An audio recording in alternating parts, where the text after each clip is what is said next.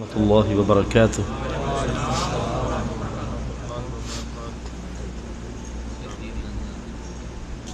إن الحمد لله نحمده ونستعينه ونستغفره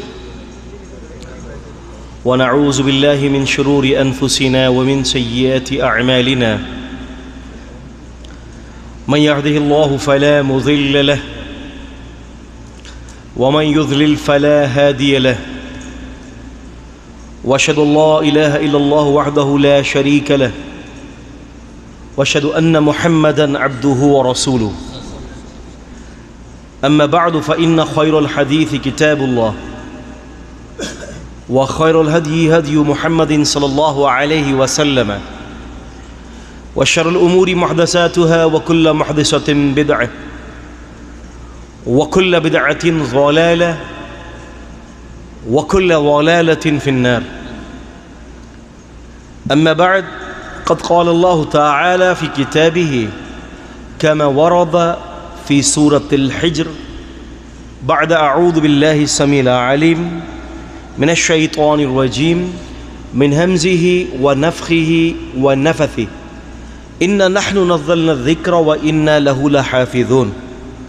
وقال تبارك وتعالى في كتابه كما ورد في سورة الحشر وما آتاكم الرسول فخذوه وما نهاكم عنه فانتهوا. رب اشرح لي صدري ويسر لي أمري واحلل عقدة من لساني يفقهوا قولي. تمام قسم کی تعریفات، بزرگی اور بڑائی اللہ تعالیٰ کے لیے ہے. اللہ تعالیٰ اکیلے پالنے والے ہیں پورے عالم کے.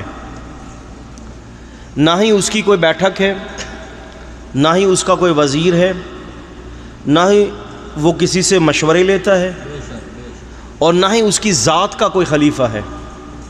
جب چاہتے ہیں، جتنا چاہتے ہیں، جس کے لیے چاہتے ہیں، جس طرح چاہتے ہیں کر دیتے ہیں. فَإِنَّمَا يَقُولُ لَهُ كُن فَيَكُن، لفظ کن سے ساری مخلوقات کے کام اللہ تعالیٰ بنا دیتے ہیں. درود و سلام و رحمتیں ہوں، برکتیں ہوں امام الانبیاء محمد الرسول اللہ صلی اللہ علیہ وسلم پر، جن کو اللہ تعالیٰ نے پورے جہاں کے لیے رحمت بنا کر بھیجا. اللہ تعالیٰ رحم فرمائے ہر اپنے نیک بندوں اور ہر اپنی نیک بندیوں پر. رسول اللہ صلی اللہ علیہ وسلم کی ذات کا جو منصب جو ہے، آپ کو جو اللہ تعالیٰ نے منصب عطا کیا، وہ اتنا اعلیٰ اور ارفع منصب ہے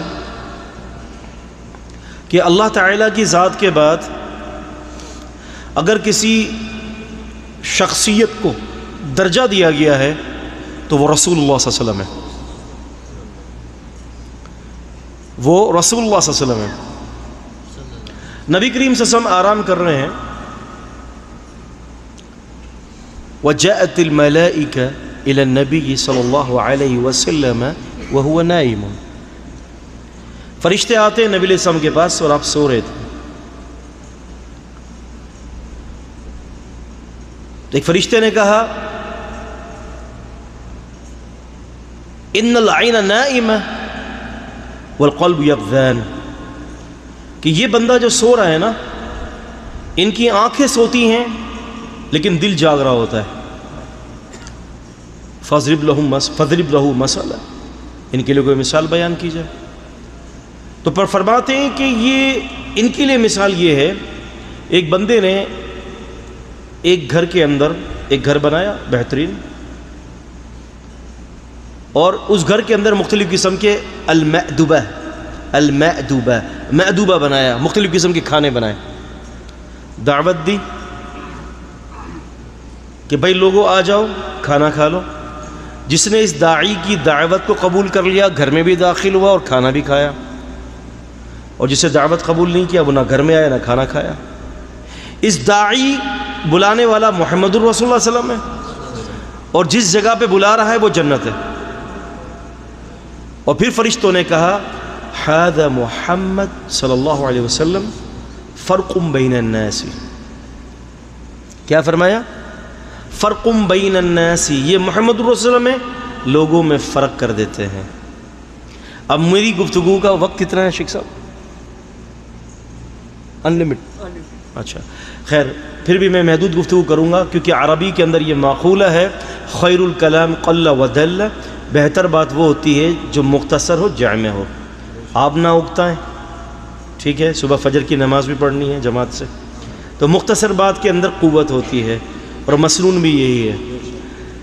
تو صرف بات کریں گے ہم محمد صلی اللہ علیہ وسلم فرق بین الناس، کہ رسول اللہ صلی اللہ علیہ وسلم لوگوں کے درمیان فرق کرنے والے تھے۔ اللہ کے رسول صلی اللہ علیہ وسلم کی جو خصائص ہیں، جو فضیلتیں ہیں، اور جو آپ صلی اللہ علیہ وسلم کو اللہ تبارک و تعالی نے جو ترجیحات عطا کی ہیں نا، اس کا حساب نہیں ہے۔ پھر بھی علامہ جلال الدین سیوطی نے 2 جلدوں پر ایک کتاب لکھی ہے الخصائص الکبریٰ کے نام سے، وہ پڑھنی چاہیے۔ اور قاضی عیاض رحمۃ اللہ علیہ نے الشفا کے نام سے کتاب لکھی ہے، اور امام جوزی رحمۃ اللہ علیہ نے، ابن الجوزی نے کتاب لکھی ہے فی احوال المصطفیٰ کے نام سے، اس کو دیکھنا چاہیے۔ اس کے اندر ان محدثین نے نبی علیہ السلام کے خصائل کا اور خصائص کا تذکرہ فرمایا کہ یہ وہ رسول صلی اللہ علیہ وسلم ہیں کہ جو فرق کرنے والے ہیں لوگوں کے درمیان۔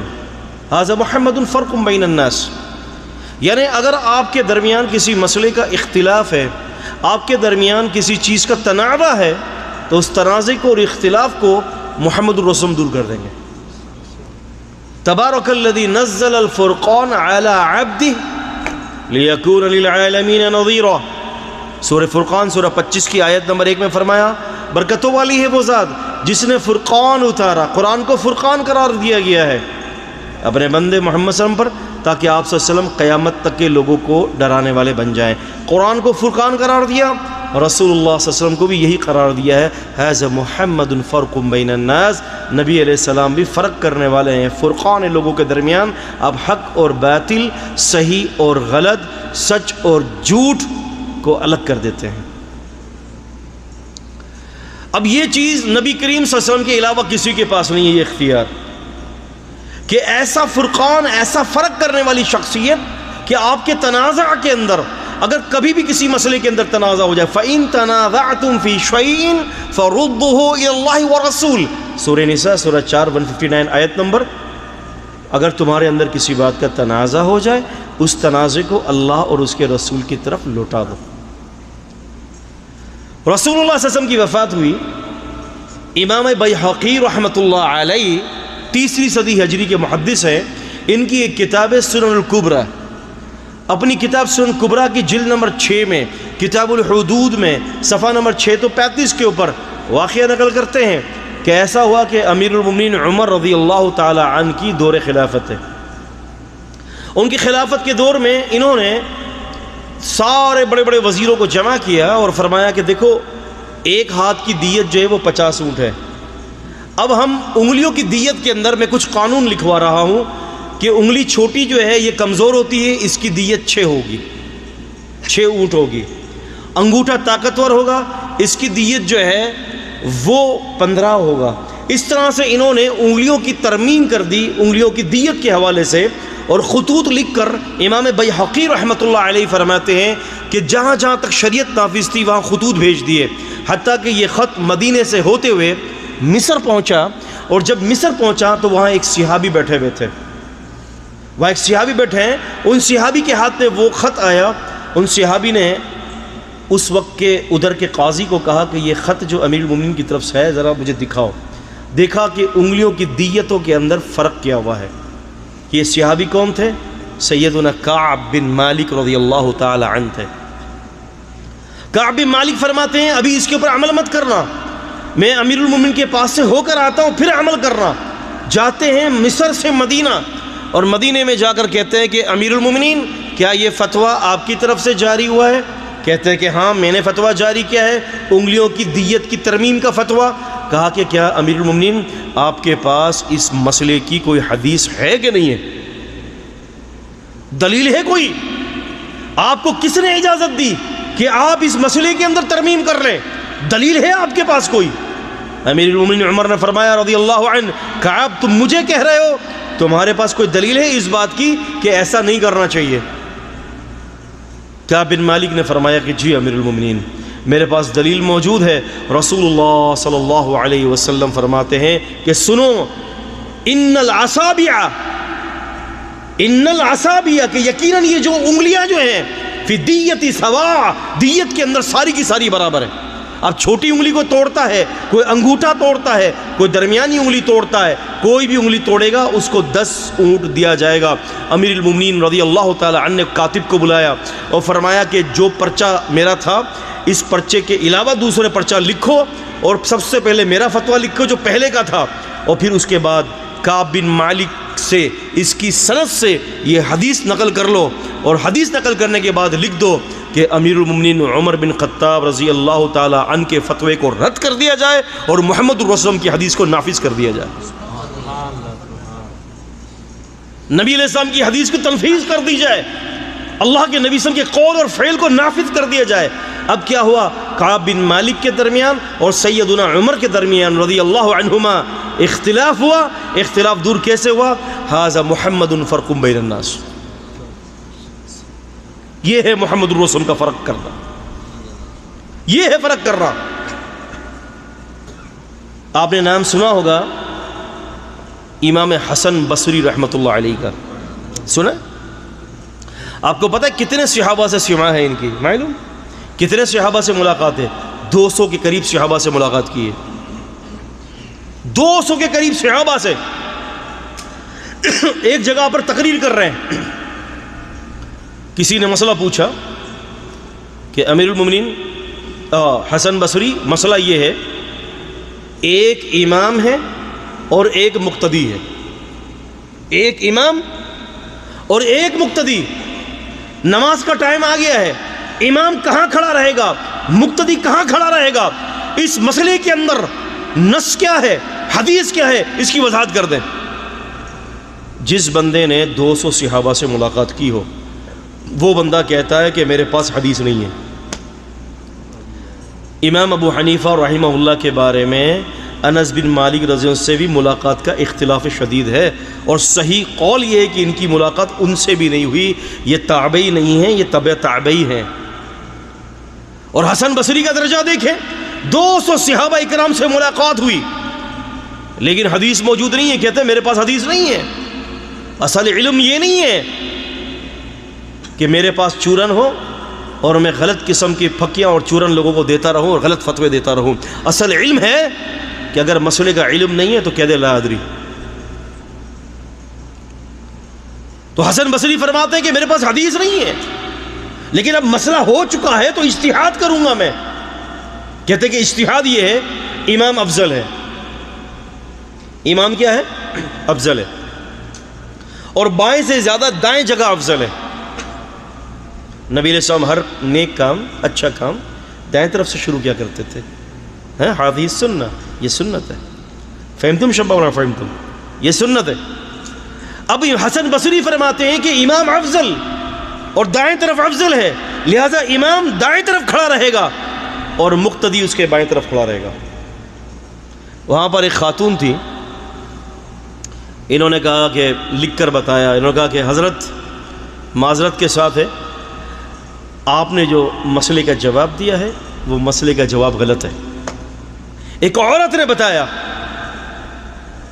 اور کہتی ہے کہ میں خود بھی سیدنا ابن عباس رضی اللہ عنہما کی شاگردہ ہوں، میں نے علم حدیث ان سے حاصل کیا ہے، اور یہی مسئلہ میرے ذہن میں آیا، میں نے ابن عباس سے پوچھا، سیدنا ابن عباس نے کہا مجھے اس مسئلے کا علم نہیں ہے۔ کہتے ہیں بت فی بیت خالۃ میمونۃ رضی اللہ عنہا ویرضا، میں اپنی خالہ میمونہ رضی اللہ عنہا کے پاس گیا جو ام المومنین تھی، رات وہاں میں نے قیام کیا، نبی علیہ السلام کے گھر پر آرام کیا۔ کہتے ہیں کہ میں نے دیکھا کہ رسول اللہ صلی اللہ علیہ وسلم رات کی نماز میں اٹھے اور آپ نے اپنے اٹھنے کے بعد اپنے آنکھوں کو اس طرح سے ملا، چہرے پر ہاتھ پھیرا۔ کہتے ہیں کہ میں نے نبی علیہ السلام کو یہ کرتے دیکھا، میں نے بھی ایسا ہی کیا۔ آپ نے آسمان کی طرف منہ کر کے آل عمران کی آیتیں پڑھی، میں نے بھی پڑھ لی۔ اس سے پتہ چلا کہ بغیر وضو کے قرآن پڑھا جا سکتا ہے، چھونے میں اختلاف ہے لیکن پڑھنے میں کوئی اختلاف نہیں ہے۔ فرماتے ہیں کہ پھر نبی صلی اللہ علیہ وسلم نے مشغیزہ لٹکا ہوا تھا، وضو بنایا، میں نے بھی وضو کیا، وضو کرنے کے بعد یہی سوچ کی وجہ سے امام افضل ہے دائیں طرف کھڑا رہے گا، مقتدی اس سے غیر افضل ہے وہ بائیں طرف کھڑا رہے گا۔ کہتے ہیں ابن عباس کہ میں بائیں طرف آ گیا نبی علیہ السلام کے، آپ نے میرا سر پکڑا اور یا آپ نے کان پکڑا، مجھے دائیں طرف کر دیا۔ حسن بصری کو اس عورت نے کہا اپنے مسئلے کی اصلاح کر لو۔ رسول اللہ صلی اللہ علیہ وسلم کی حدیث سے پتہ چلتا ہے امام دائیں طرف نہیں بائیں طرف کھڑا رہے گا اور مقتدی بائیں طرف نہیں دائیں طرف کھڑا رہے گا۔ اس سے پتہ چلا محمد صلی اللہ علیہ وسلم فرقم بین الناس، یہ ہے فرق۔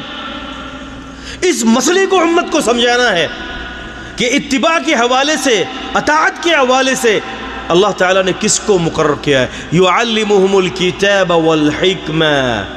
قرآن مجید سورہ بقرہ سورہ نمبر 2 کی آیت نمبر 131، سورہ نمبر 2 سورہ بقرہ کی آیت نمبر 251، اسی طرح سے سورہ نساء سورہ نمبر 4 کی آیت نمبر 129، سورہ بقرہ سورہ نمبر 2 کی آیت نمبر 112، اسی طرح سے جو ہے سورہ احزاب سورہ 33 کی 34ویں آیت میں، سورہ جمعہ سورہ 62 کی آیت نمبر 2 میں، اور سورہ آل عمران سورہ نمبر 3 کی آیت نمبر 164 میں فرمایا یعلمہم الکتاب والحکمہ، تمہیں کتاب کی تعلیم محمد الرسول اللہ صلی اللہ علیہ وسلم اپنی حدیث کے ذریعے دیں گے، اللہ کے نبی سے بتائیں گے تمہیں کہ مسئلہ کیا ہے، مسئلے پر عمل کیسے کیا جا سکتا ہے۔ بڑے بڑے مجتہدین غلطی کرتے، ایک مجتہد غلطی کر دیتا ہے، اس کے برعکس دوسرا مجتہد بھی غلطی کرتا ہے۔ اگر شریعت کے علوم کے اندر اور شرعی احکامات کے اندر اگر کسی سے غلطی نہیں ہوتی تو وہ صرف محمد رسول اللہ صلی اللہ علیہ وسلم ہے۔ اس کی وجہ کیا ہے؟ سورہ نجم 53 سورت کی آیت نمبر 3 اور 4 میں فرمایا ما ينطق عن الهوى۔ لفظ ما یہاں کس کے لیے آیا ہے پتہ ہے؟ نفی کے لیے، نفی کے لیے۔ ینطق کون سا صیغہ ہے؟ مضارع کا۔ ما ينطق، نبی علیہ السلام نہ ہی بولتے ہیں نہ ہی کبھی بھی بولیں گے۔ عن الہوا، عن حروف جر ہے، الہوا نفسانی خواہشات، محمد الرسول صلی اللہ علیہ وسلم اپنی نفسانی خواہشات سے بات نہیں کرتے۔ ان ہوا ضمیر ہے اور ہوا راجع کدھر ہے؟ الی نطق النبی صلی اللہ علیہ وسلم، نبی علیہ السلام کے نطق کی طرف، کہ نبی کریم صلی اللہ علیہ وسلم اپنی طرف سے کبھی بھی کوئی بات نہیں کرتے تب تک جب تک کہ وحی نہ اتر جائے۔ ایک دفعہ امام حاکم نے اپنی کتاب المستدرک کے اندر ذکر فرماتے ہیں ووافقہ الذہبی، ووافقہ الذہبی، اس روایت کی موافقت کی ہے امام ذہبی نے۔ فرماتے ہیں کہ نبی علیہ السلام بیٹھے تھے، ایک سائل آیا اور کہتا ہے کہ یا رسول اللہ صلی اللہ علیہ وسلم، اے اللہ کے رسول صلی اللہ علیہ وسلم، مسئلہ یہ بتائیے کہ اللہ کے نزدیک احب البلاد الی اللہ، اللہ کے نزدیک بہترین جگہ کون سی ہے اور اللہ کے نزدیک بدترین جگہ کون سی ہے؟ نبی علیہ السلام فرماتے ہیں کہ مجھے نہیں پتا۔ کیا فرمایا؟ کہ مجھے نہیں پتا۔ اتنی دیر میں، تھوڑی دیر میں جبریل امین آئے، اللہ کے نبی صلی اللہ علیہ وسلم جبریل امین سے کہا جبریل ذرا مسئلہ بتاؤ کہ اللہ کے نزدیک بہتر جگہ کون سی ہے اور بدترین جگہ کون سی ہے۔ جبریل امین نے کہا اے اللہ کے رسول مجھے خود کو بھی نہیں پتا۔ اللہ کے نبی صلی اللہ علیہ وسلم نے فرمایا کہ پوچھو، پھر اللہ تعالیٰ سے پوچھ کے بتاؤ۔ اب اتنی دیر میں مراسلات ہوئی ساری کی ساری، فوراً پوچھ کے بتا دی اللہ کے نبی صلی اللہ علیہ وسلم کو۔ آپ نے سائل کو بلایا، آپ نے فرمایا کہ ادھر آؤ، ابھی تم نے مجھ سے سوال کیا، میں نے جبریل سے پوچھا تھا، ان کو بھی نہیں پتا چلا، انہوں نے اللہ سے پوچھا تو اللہ تعالیٰ نے کہا اے جبریل وہ بہترین جگہ مسجدیں ہیں اور بدترین جگہ جو ہے وہ بازار ہیں، اپنی امت کو نبی علیہ السلام کو کہو کہ کہہ دیں۔ تو اذان گرامی بات یہ ہے کہ ما ینطق عن الہوی ان هو الا وحی یوحی، کہ رسول اللہ صلی اللہ علیہ وسلم اپنی طرف سے کوئی بات نہیں کہتے۔